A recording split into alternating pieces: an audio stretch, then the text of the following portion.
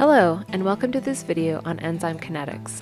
Today, we're going to explore Michaelis-Menten kinetics and the type of experiment that allows us to obtain useful information about enzyme catalysis.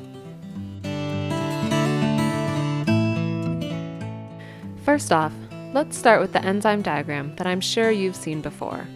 Over here on the left, we have the reactants, and on the right are the products. Each has a certain amount of energy, and our curve illustrates the energy during the reaction. Now, the difference in energy between reactants and products is called delta G, or free energy. Despite this being an exergonic reaction, where the products are lower in energy than the reactants, it doesn't happen spontaneously because additional energy is needed to reach the transition state where the reaction can proceed on its own. This is called the activation energy, or E sub A. Catalysts lower the activation energy and are not consumed during the reaction. There are lots of catalysts out there, such as metals, ions, acids, and UV light, but we're mainly interested in biological catalysts, also known as enzymes.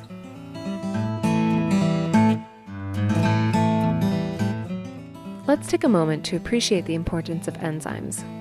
Here I've written the central oxidation reaction in cellular respiration. Glucose reacting with oxygen to produce CO2, water, and energy. For a non-biological example, think about accidentally setting your s'mores marshmallow on fire. In this situation, all of the energy in the sugar is lost as heat and light. In contrast, cells are able to harness part of the energy through a series of enzymatic reactions in the TCA cycle and electron transport chain, generating ATP, which can then be used throughout the cell in various other reactions. Now we'll talk about the key features of enzymes. First, they are generally made up of proteins, although there are some catalytic RNAs. Next, they're efficient, ranging from 10,000 to a trillion times more efficient than an uncatalyzed reaction. They're specific, working on a single substrate or type of substrate. For example, trypsin will digest any type of protein, but only breaks bonds between lysine and arginine. Next, enzymes may require a cofactor, such as a metal ion or coenzyme. Also, they're regulated in many ways, which is a whole other topic we won't cover here.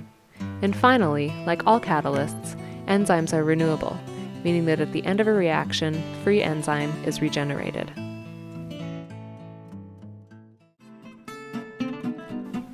Before we dive into Michaelis-Menten graphs, I first want to consider what's happening on a molecular level in an enzyme-catalyzed reaction. To do this, I'm going to use an analogy. The world of the cell uses monkeys shelling peanuts, but my drawing of a monkey was terrible, so I'm using a Roomba, or a robotic vacuum. Here's a Roomba, which will be our enzyme. Our substrate is bits of confetti, a perennial favorite of vacuum demonstrations, and the act of vacuuming them up into the receptacle is our reaction. Now, if you have a cheap knockoff version of a Roomba like I do, it doesn't have any fancy scanners to identify dirt or programs to guide it around the room. No, it just moves in a straight line until it encounters an obstacle, like a wall, at which point it turns around and heads off again. It's only when the Roomba randomly passes directly over a bit of confetti that it will be vacuumed up. This is a great analogy for an enzyme and substrate reaction because that's how they meet, randomly. In a solution, the substrate and enzyme bounce around, and it's only when the substrate randomly bounces into the active site that a reaction can be catalyzed.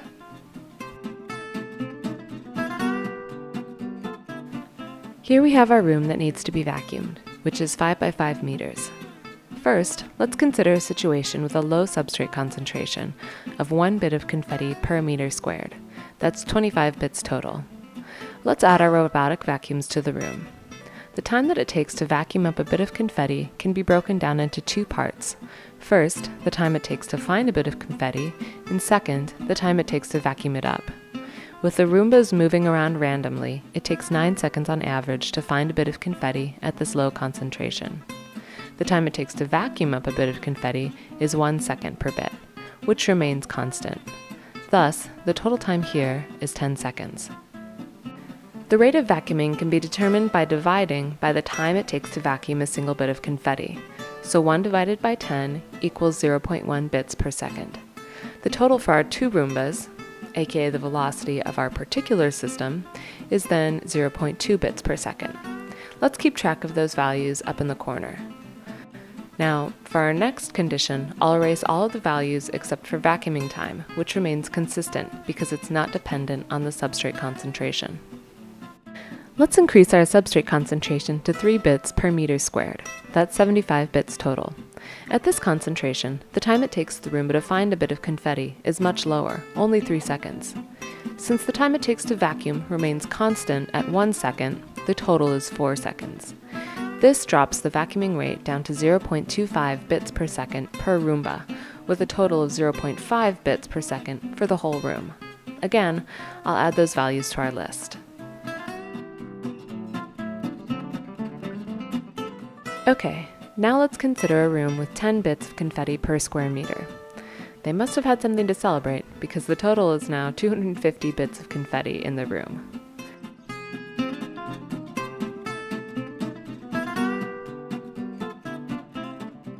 Now, the Roombas don't have to move very far to encounter a bit of confetti, so the total time to find goes down to 1 second.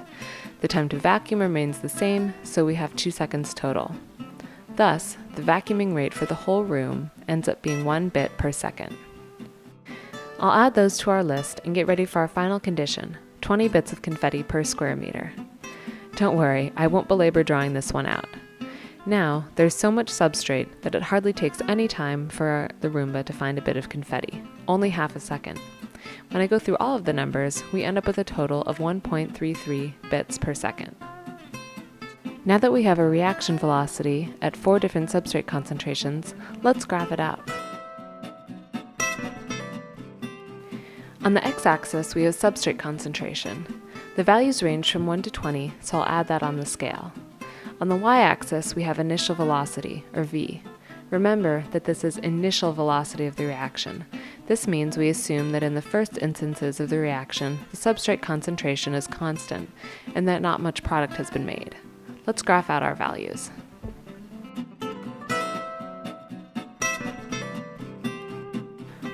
As I draw this out, you can see that it forms a nicely hyperbolic curve that starts to level out at higher substrate concentrations. But what's the theoretical limit of this curve? In our example, this would mean that there is so much confetti that the time to find approaches 0. Thus, the total time is equal to the vacuuming time of 1 second, which is equivalent to how quickly the enzyme turns reactants into products. This yields a total velocity of 2 bits per second, which is the maximum velocity for this reaction, and can be noted on the graph as Vmax. Remember that this Vmax is only valid for this particular vacuum concentration, or enzyme concentration, as it may be. We can use Vmax to determine another important kinetic parameter, the Michaelis constant, or Km. This is the substrate concentration at which an enzyme-catalyzed reaction proceeds at 1/2 of Vmax. Km can also be thought of as a measure of substrate affinity. A lower concentration of Km indicates a higher affinity of the substrate for the enzyme, while conversely, a higher concentration indicates a lower affinity of the substrate for the enzyme. Pause the video here for a minute to consider why this makes sense. Now let's return to our curve. After a lot of work, Leonore Michaelis and Maude-Menten found that the curve of the initial reaction velocity at a particular enzyme concentration can be described by the following equation. V equals Vmax times the substrate concentration divided by Km plus the substrate concentration. This is known as the Michaelis-Menten equation. To convince ourselves of the validity of this equation, let's examine a few key situations.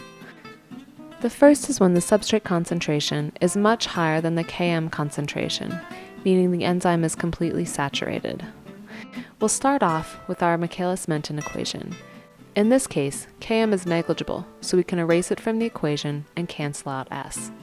We are left with V equals Vmax. This means that at high substrate concentrations, the enzyme is so saturated that the velocity is no longer dependent on substrate availability. Now for our next situation, let's look at the other end of the graph. Here, we have a situation where the substrate concentration is much lower than Km. Since adding a very small number is negligible, we can erase S in the denominator. Note, we still keep it in the numerator because multiplying by a small number can have a big effect. What you might notice about this equation is that its form is linear, which you can see reflected in the lower part of the curve. And for our final condition, what do we get when the concentration of S equals that of Km? Here, we substitute S for Km, do some canceling, and come out with V equals 1/2 of Vmax, which is the definition of Km. Now, you might say to yourself, what use are these parameters if we want to compare different enzymes, since these values are calculated under a very specific set of circumstances? Well, since Vmax is determined at a particular enzyme concentration, we can use it to normalize Vmax, which will give us kcat. This kinetic parameter is the turnover rate for the enzyme, usually given in seconds to the -1. Since the initial velocity is generally reported in millimolars per minute, this is an easy conversion. kcat is defined as the rate at which substrate is converted to product by a single enzyme operating at maximum efficiency.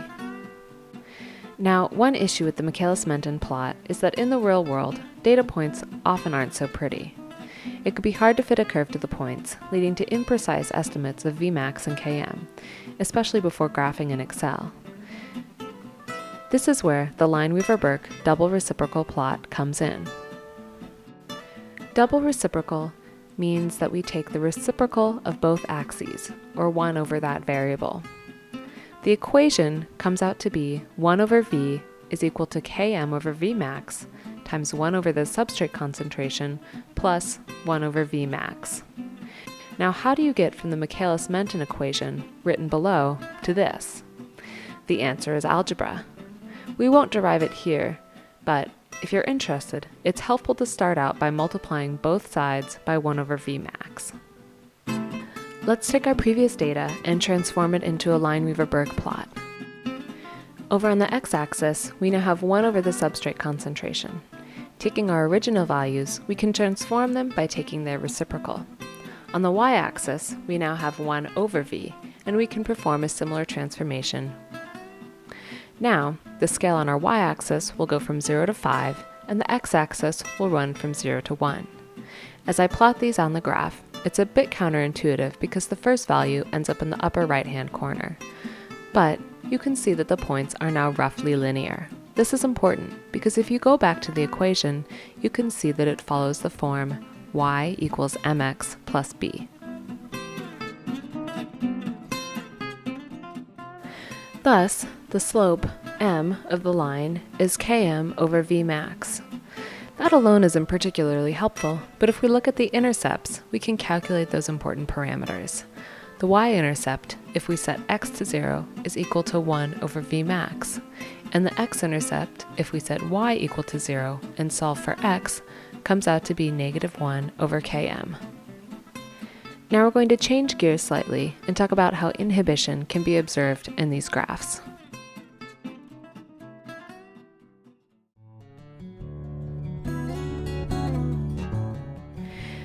Now we're going to change gears slightly and talk about inhibition and how different types can be seen on these graphs. Enzyme inhibitors are broadly characterized as reversible or irreversible. We're going to talk about reversible inhibitors. Two major forms of reversible inhibition are competitive and non-competitive.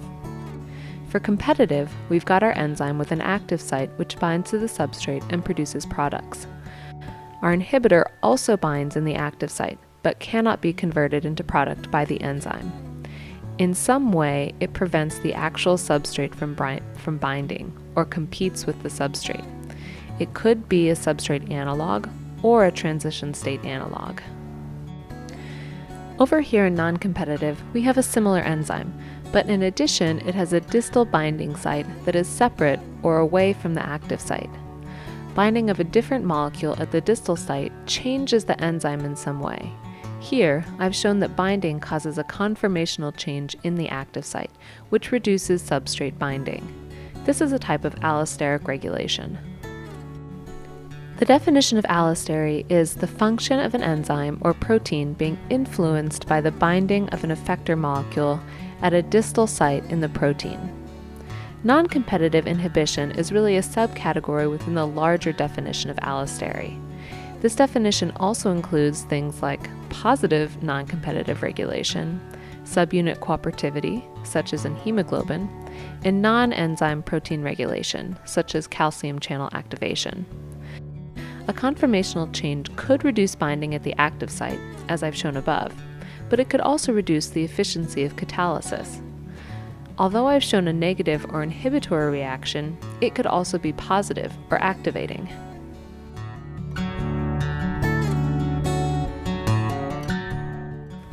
Let's go back to our Michaelis-Menten graph and consider what would happen in the presence of an inhibitor. Here I've got my axes drawn out and a nice hyperbolic curve for the uninhibited reaction. Now if I perform the same experiment but with a competitive inhibitor, what would I see? Think about what happens at very high substrate concentrations.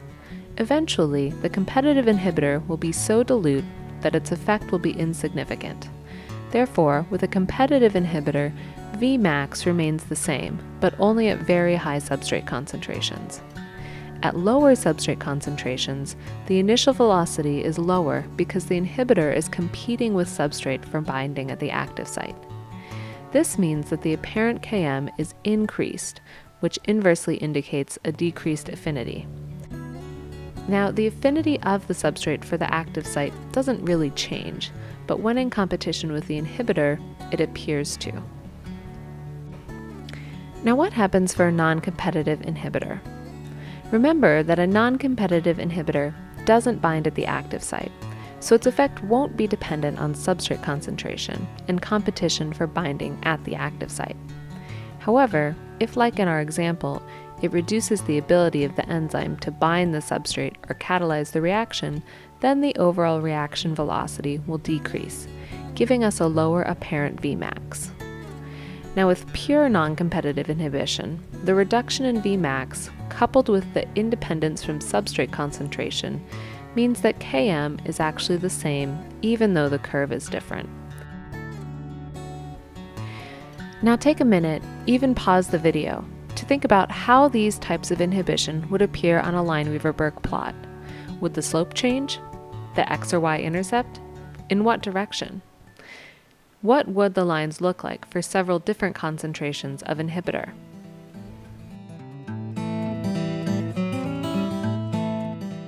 To conclude, let's review some of the key concepts covered in this video. First, I hope you have a better understanding of the relationship between the substrate, enzyme, and reaction velocity in the Michaelis-Menten curve. Second, you should be able to explain the assumptions that go into the Michaelis-Menten plot. Third, you should be able to relate the kinetic parameters of Km, Vmax, and Kcat to a Michaelis-Menten plot. Next, you should know how to convert between a Michaelis-Menten and Lineweaver-Burk plot. Then, using the Lineweaver-Burk plot, you should be able to estimate Km and Vmax. Finally, you should be able to explain the mechanisms of competitive and non-competitive inhibitors and how they influence apparent Km and Vmax.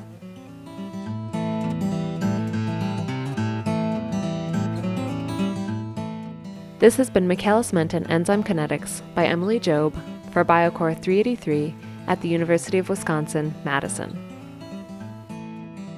Thanks for watching.